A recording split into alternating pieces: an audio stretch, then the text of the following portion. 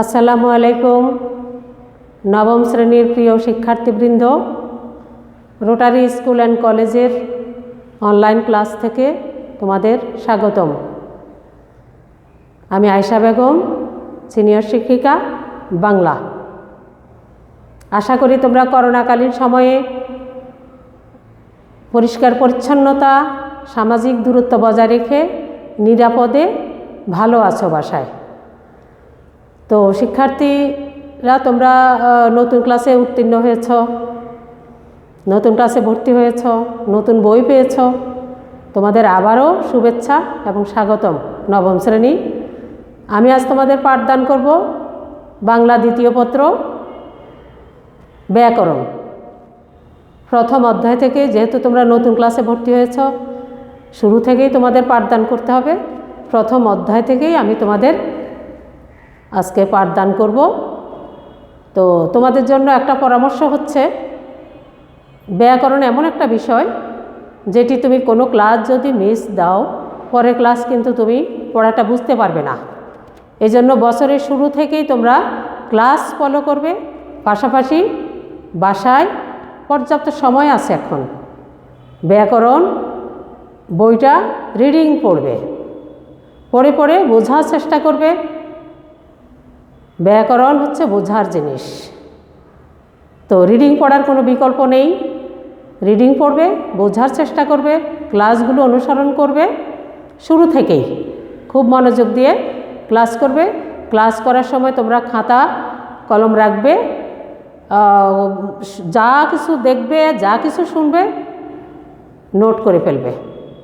তো আমি কথা না বাড়িয়ে শুরু করছি আজকের বাংলা দ্বিতীয় পত্র ভাষা। বিষয় হচ্ছে, আজকের পাঠের বিষয় হচ্ছে ভাষা, যেটি কিনা মানুষের নিত্য প্রয়োজনীয় এবং অনেক বেশি গুরুত্বপূর্ণ একটি বিষয়। ভাষা ছাড়া মানুষের জীবন অচল। ভাষা আমরা কেন ব্যবহার করি? মনের ভাবটা অন্যের কাছে প্রকাশ করার মাধ্যমেই হচ্ছে ভাষা। তো তোমরা তো ব্যাকরণ ছোট ক্লাস থেকে পড়ে আসছো, তোমরা অনেক কিছুই এর মধ্যে জেনেছ। ভাষা কাকে বলে সেটাও তোমরা জানো, তবুও আমি একটু বলছি। ভাষা কাকে বলে? ভাষা হচ্ছে বাকযন্ত্রের সাহায্যে উচ্চারিত মনের ভাব প্রকাশক এবং অর্থবোধক শব্দ সমষ্টি।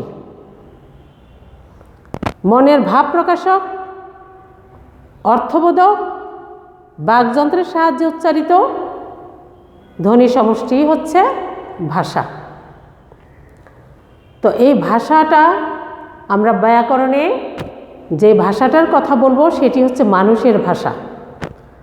অন্যান্য পশু পাখি তাদের নিজস্ব ভাষা আছে, কিন্তু আমাদের আলোচ্য বিষয় হচ্ছে মানুষের বাকযন্ত্রের সাহায্যে উচ্চারিত অর্থবোধক ধ্বনি সমষ্টি, নামই হচ্ছে ভাষা। তো ভাষার সংজ্ঞা তোমরা বুঝলে। আমাদের যে ভাষা সেটির নাম হচ্ছে বাংলা ভাষা। তোমরা জানো যে ভাষা নদীর মতো, কোথাও উৎপত্তি হয় আর সেটি নদীর মতো শাখা প্রশাখা মেলে মেলে বিভিন্ন লোকালয়ে প্রবেশ করে, ঠিক নদী যেমনটি করে।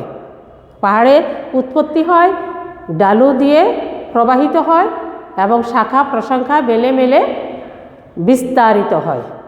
তো ভাষাটা সেরকম।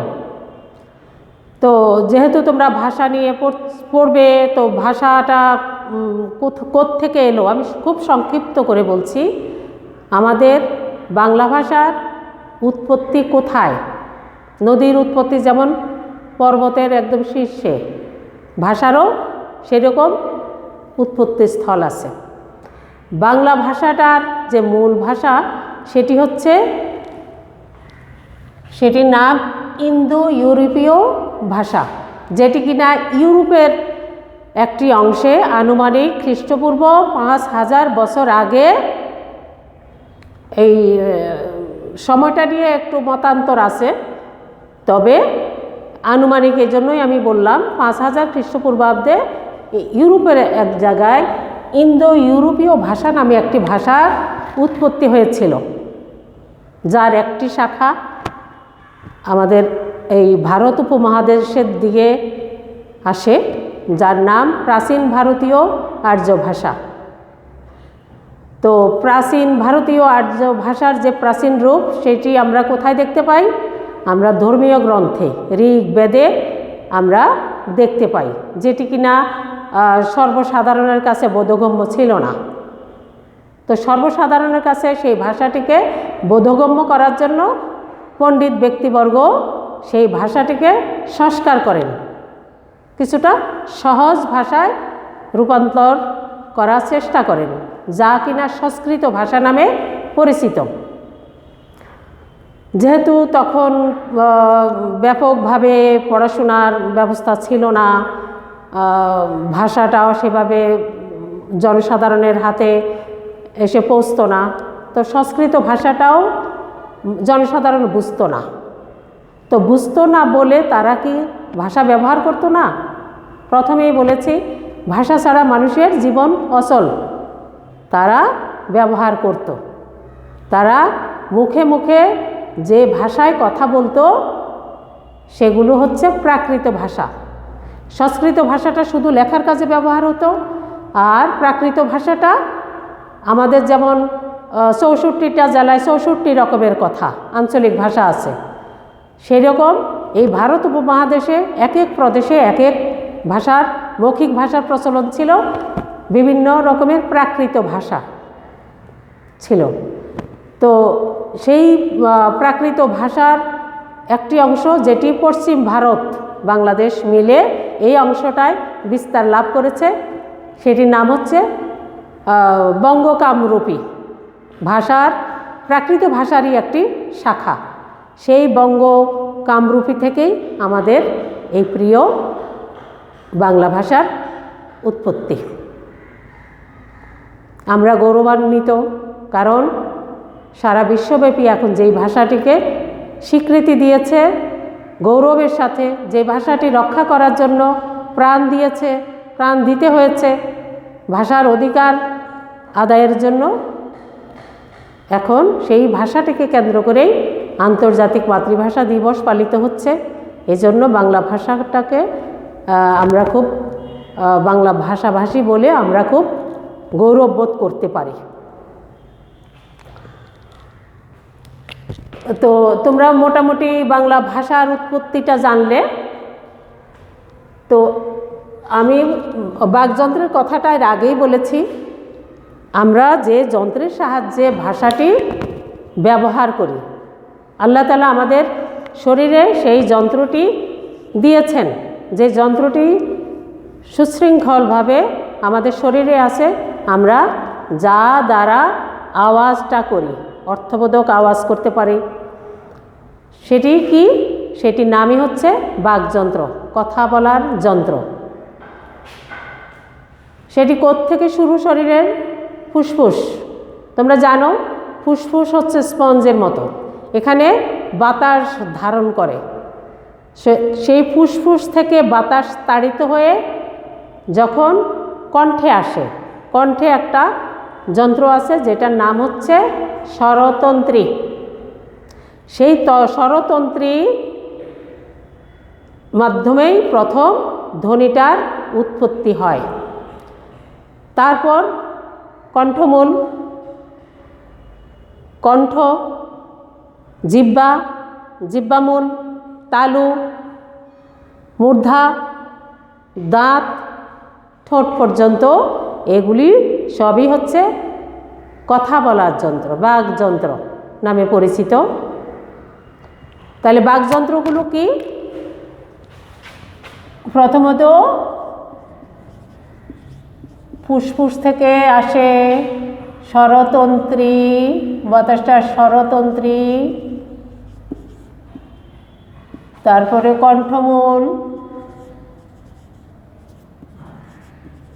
কণ্ঠ,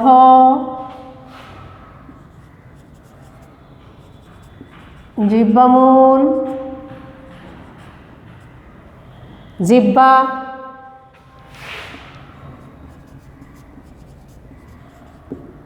তালু, মূর্ধা,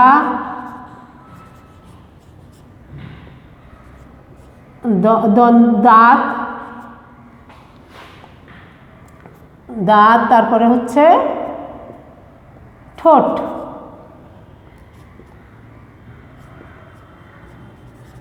ঠোঁট পর্যন্ত সবই হচ্ছে বাকযন্ত্রের অংশ। আমরা যে কথা বলি, বিভিন্ন রকমের ধ্বনি উচ্চারণ করি, সেগুলি এই যন্ত্রের মাধ্যমেই বিবর্তিত হয়। তো আশা করি তোমরা বাকযন্ত্রগুলোর নাম জানতে পেরেছ। তারপরে দেখো, এই যে আমাদের ভাষা সম্পর্কিত আরেকটি গুরুত্বপূর্ণ বিষয় হচ্ছে যুগবিভাগ। বাংলা ভাষার যে বিশাল সাহিত্য ভাণ্ডার, সেটি বিভিন্ন যুগে যুগে যে পরিবর্তন হয়েছে, বিকাশ লাভ করেছে, সেটিকে বিজ্ঞজন তিনটি যুগে ভাগ করেছে, সময়টাকে তিনটি যুগে ভাগ করেছে।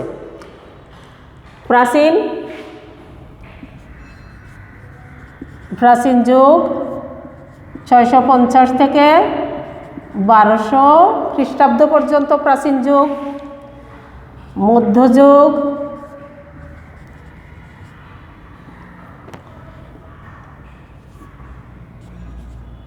1201 থেকে 1800।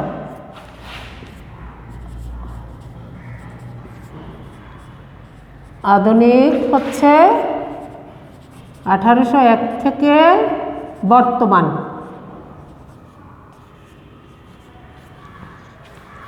এই হচ্ছে বাংলা সাহিত্যের যুগবিভাগ, যেটি তোমাদের জানা খুবই গুরুত্বপূর্ণ। তারপর আমরা আসি ভাষার যে বিভিন্ন রূপ। ভাষার বিভিন্ন রূপ, মূলত ভাষার রূপ দুটি। একটি হচ্ছে লেখার ভাষা, যাকে আমরা বলি লৌখিক, আরেকটি হচ্ছে মৌখিক ভাষা, যার সাহায্যে আমরা কথা বলি। কথা বলায় আমরা যে ভাষাটিকে ব্যবহার করি সেটি হচ্ছে মৌখিক। লেখার কাজে যেটি ব্যবহার করি সেটি হচ্ছে লৈখিক ভাষা। তো লৈখিক ভাষার আবার দুটি রূপ আছে। একটা হচ্ছে সাধু ভাষা আর চলিত ভাষা।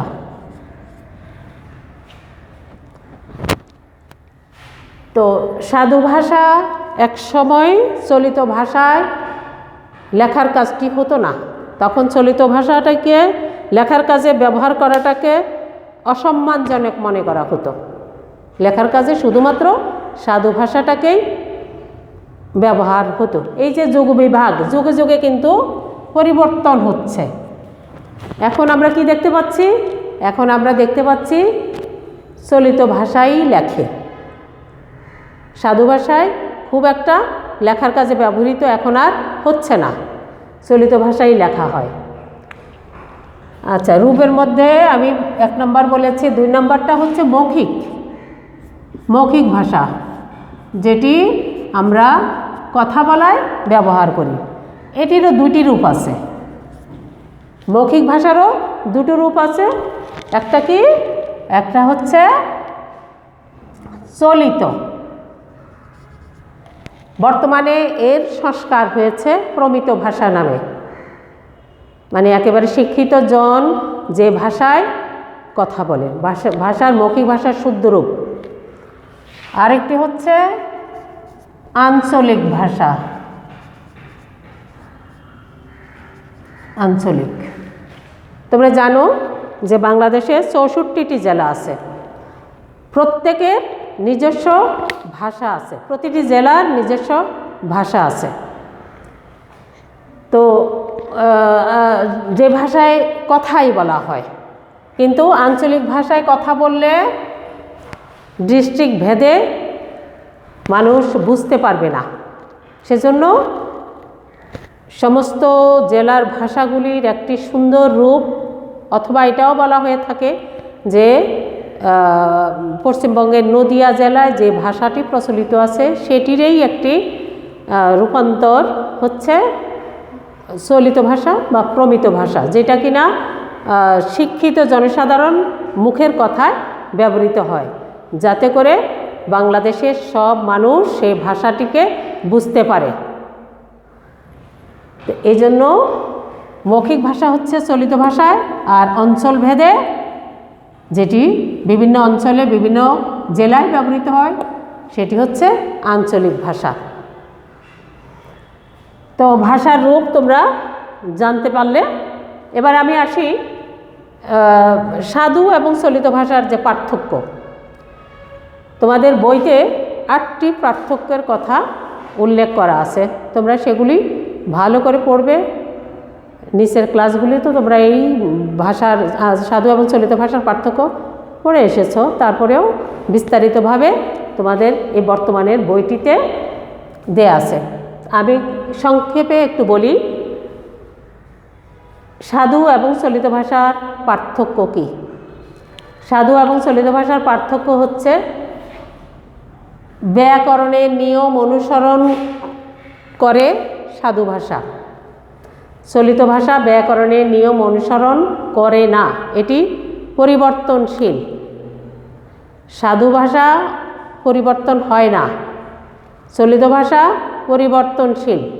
সময়ের ব্যবধানে ভাষা পরিবর্তিত হয়ে থাকে। এই চলিত ভাষা পরিবর্তনশীল।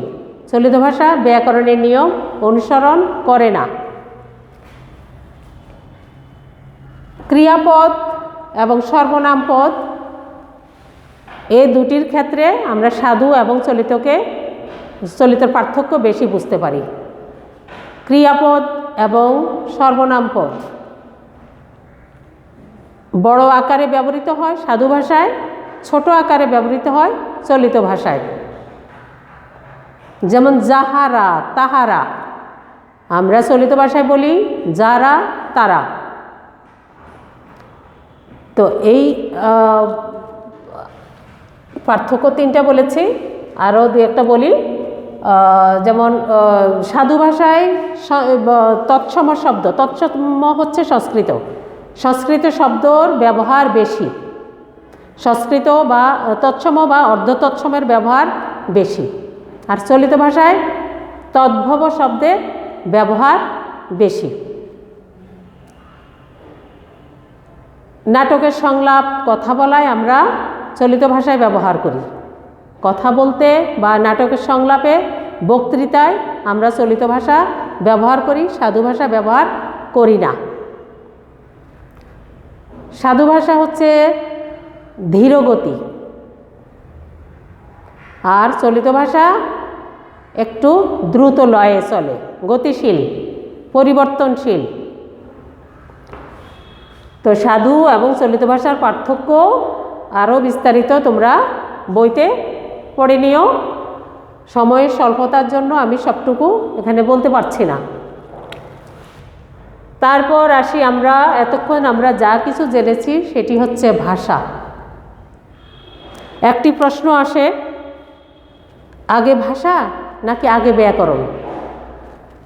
উত্তর কি? অবশ্যই তোমরা জানো, আগে হচ্ছে ভাষা। ভাষা হচ্ছে মানুষের জন্মগত অর্জন। এই যে জন্মগত অর্জন ভাষা, সেই ভাষাটাকে সংস্কার করার জন্য, নিয়ম শৃঙ্খলায় আনার জন্য ব্যাকরণের তৈরি হয়েছে। তাহলে আগে ভাষা, পরে ব্যাকরণ। আমরা এখন ব্যাকরণ সম্পর্কে জানব। ব্যাকরণের সংজ্ঞা কি? ব্যাকরণ হচ্ছে সেই বই, যেই বই ভাষা নিয়ে কাজ করে। ভাষা নিয়ে কি করে? ভাষার যে বিভিন্ন উপাদান আছে, ধ্বনি, বর্ণ, শব্দ, পদ, বাক্য ইত্যাদি ইত্যাদি। তো এই যে উপাদানগুলো, এগুলোর প্রকৃতি এবং স্বরূপ নির্ণয় বিশ্লেষণ করে। আর কি করে? এই যে বিভিন্ন উপাদানগুলোর পারস্পরিক সম্পর্ক এবং প্রয়োগ বিধি দেখিয়ে দেয়, সঠিক নিয়মটা দেখিয়ে দেয়। তাইলে আমরা সুন্দর করে বলতে পারি যে ব্যাকরণ হচ্ছে যা ভাষার বিভিন্ন উপাদানের প্রকৃতি এবং স্বরূপ বিচার বিশ্লেষণ করে এবং এদের পারস্পরিক সম্পর্ক নির্ণয় করে, সেই বইটি হচ্ছে ব্যাকরণ। আশা করি তোমরা বুঝতে পেরেছ ব্যাকরণ কাকে বলে। এখন তোমাদের যে ব্যাকরণ বইটি, সেই বইয়ের একটা সূচিপত্র আছে, প্রথম দিকেই সূচিপত্র থাকে। সেই সূচিপত্র এই বিষয়টির অন্তর্ভুক্ত, মানে ব্যাকরণের আলোচ্য বিষয়। পুরা সূচিপত্রটা তোমাদের এক নজর দেখে নাও। এখানে বিভিন্ন অধ্যায় আছে, অধ্যায়ের অন্তর্ভুক্ত বিভিন্ন পরিচ্ছেদ আছে। এগুলো কিন্তু পরিকল্পিত, এই সূচিপত্রটা পরিকল্পিত। তো ব্যাকরণের আলোচ্য বিষয় পুরা সূচিপত্র। ব্যাকরণের আলোচ্য বিষয় কয়টি? 4টি। কেন 4টি? কারণ হচ্ছে ভাষার মৌলিক উপাদান 4টি। এই ভাষার অংশ আমরা বলতে পারি 4টি অংশ। এই 4টি অংশকেই 4টি ভাগে ভাগ করে ব্যাকরণের আলোচ্য বিষয়ের অন্তর্ভুক্ত করা হয়েছে। ব্যাকরণের ভাষার 4টি অংশ কি? ধ্বনি বা বর্ণ, শব্দ বা রূপ, বাক্য এবং অর্থ। এই 4টি অংশের উপর যে আলোচনা করে সেটি হচ্ছে এই 4টি ভাগ। আলোচ্য বিষয়কে 4টি ভাগে ভাগ করা হয়েছে। ধ্বনিতত্ত্ব, ধ্বনিতত্ত্ব হচ্ছে বইয়ের শুরু থেকে, প্রাথমিক কিছু আলোচনার পরেই ধ্বনিতত্ত্ব শুরু হয়। শুরু থেকে সন্ধি পর্যন্ত হচ্ছে ধ্বনিতত্ত্ব, প্রথম এবং দ্বিতীয় অধ্যায়। তৃতীয় এবং চতুর্থ অধ্যায় কি নিয়ে কাজ করে? এখানে যেমন ধ্বনিতত্ত্বে ধ্বনি এবং বর্ণ নিয়ে আলোচনা করে, বিস্তারিত আলোচনা। ধ্বনিগুলির উৎপত্তি স্থান, ধ্বনি বর্ণ লেখার রূপ, বিভিন্ন বর্ণের লেখার পদ্ধতি, বর্ণগুলির প্রয়োগের পদ্ধতি, উচ্চারণের পদ্ধতি ইত্যাদি ইত্যাদি। তৃতীয় এবং চতুর্থ তেমনি শব্দ নিয়ে কাজ করে, শব্দ বা রূপতত্ত্ব। শব্দ বা রূপতত্ত্ব, শব্দ নিয়ে যার কাজ। তৃতীয় এবং চতুর্থ অধ্যায় বিস্তারিত আছে।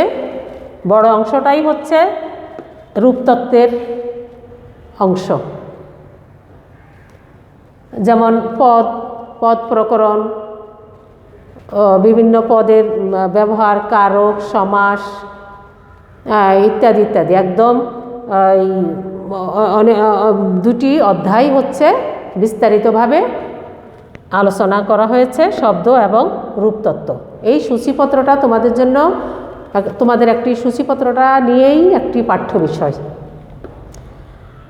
এরপরে আছে বাক্যতত্ত্ব। বাক্যতত্ত্বের কাজ কি? বাক্য নিয়ে আলোচনা করা।